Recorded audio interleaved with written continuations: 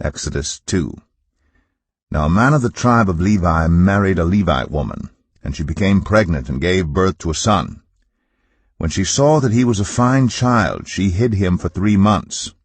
But when she could hide him no longer, she got a papyrus basket for him and coated it with tar and pitch. Then she placed the child in it and put it among the reeds along the bank of the Nile.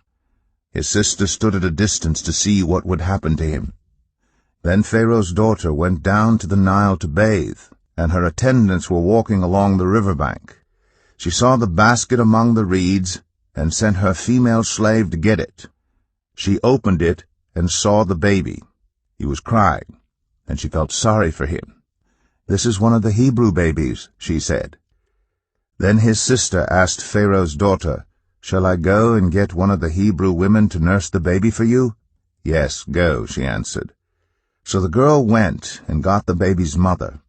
Pharaoh's daughter said to her, "Take this baby and nurse him for me, and I will pay you."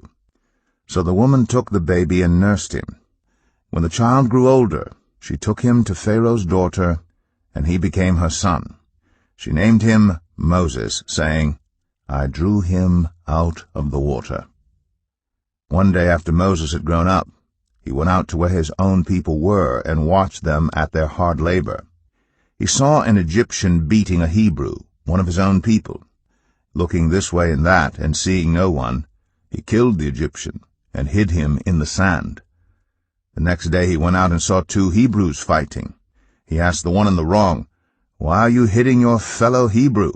The man said, "Who made you ruler and judge over us? Are you thinking of killing me as you killed the Egyptian?" Then Moses was afraid and thought, "What I did must have become known." When Pharaoh heard of this, he tried to kill Moses, but Moses fled from Pharaoh and went to live in Midian, where he sat down by a well.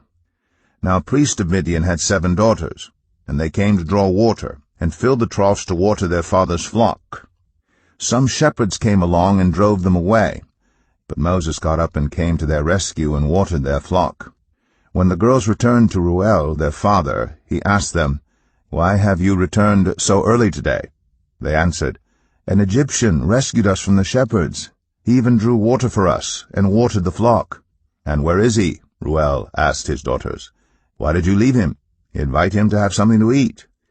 Moses agreed to stay with the man, who gave his daughter Zipporah to Moses in marriage. Zipporah gave birth to a son, and Moses named him Gershom, saying, "I have become a foreigner in a foreign land." During that long period the king of Egypt died.